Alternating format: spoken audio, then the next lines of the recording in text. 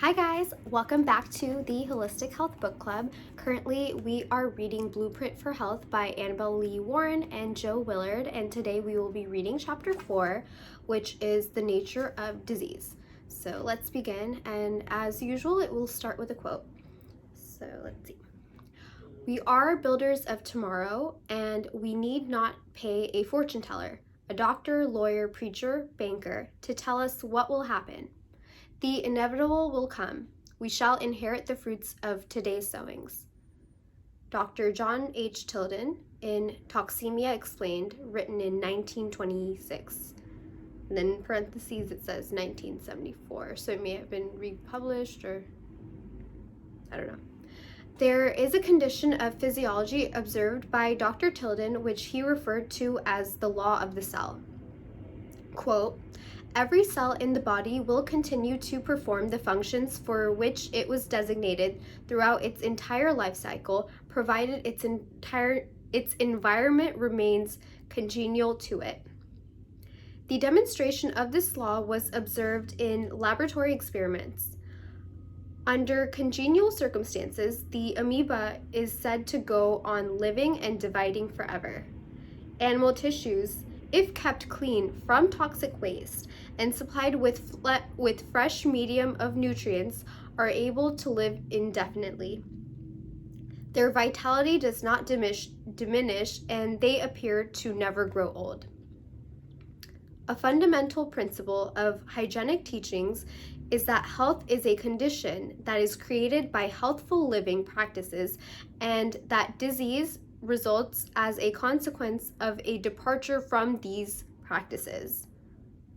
In other words, disease is not caused by chance or by accident, and neither is health.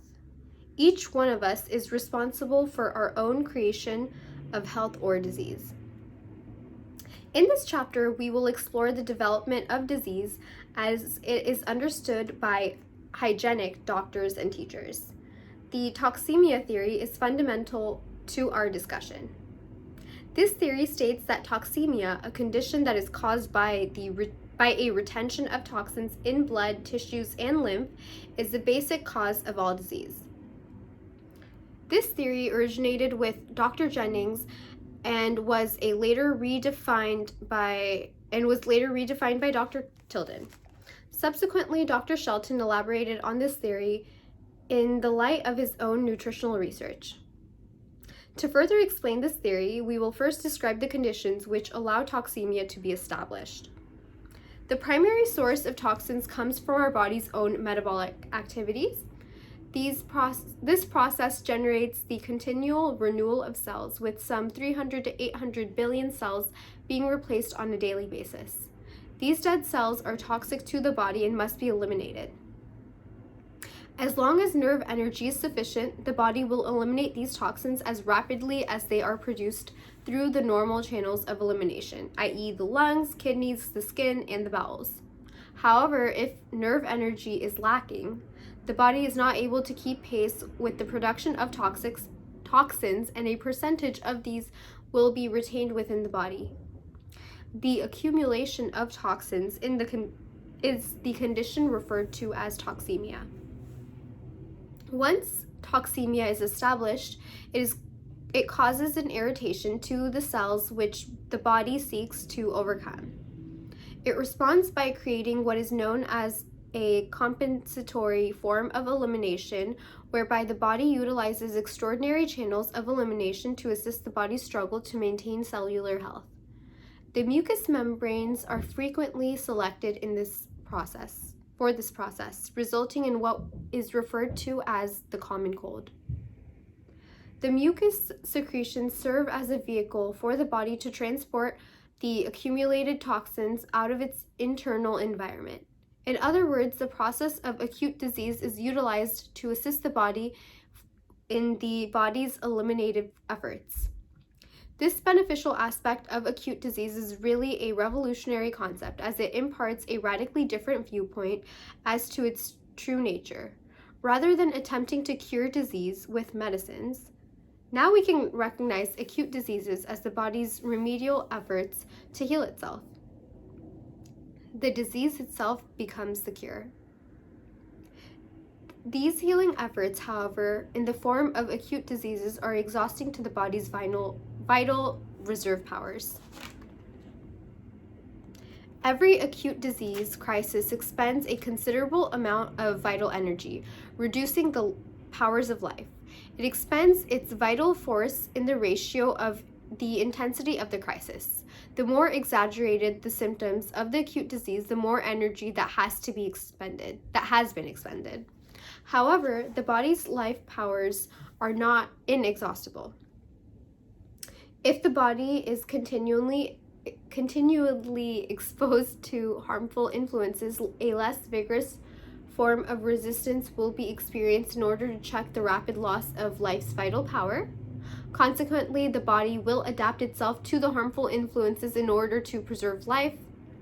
The hygienists recognize this adaptation as regressive, i.e., away from the norm, representing a lesser degree of health. This adaptation illustrates the law of vital accommodation mentioned in Chapter 2. Toxemia is the basic cause of disease. It behooves us all to learn how we might prevent this condition from occurring.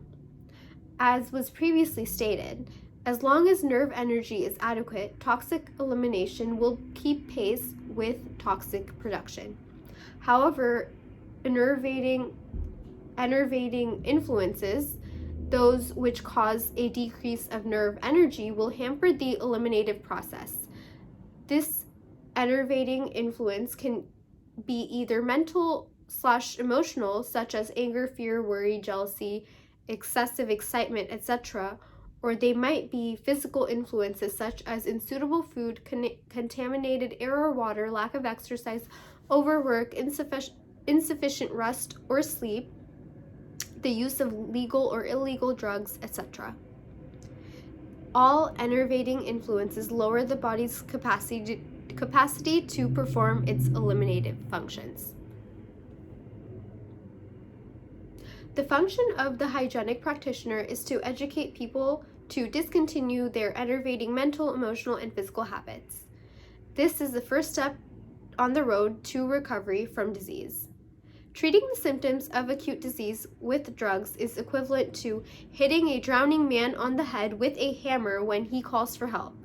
Actually, this suppression of the body's creative energies as it acts to defend itself from an unsuitable internal environment lays the foundation for degenerative chronic disease. And on the next page, page 51, there is the tree of toxemia, and it says a graphic illustration of the theory of toxemia as formulated by J.H. Tilden, Dr. Tilden, which shows disease is built by unnatural living habits. It's kind of hard to read what it says, but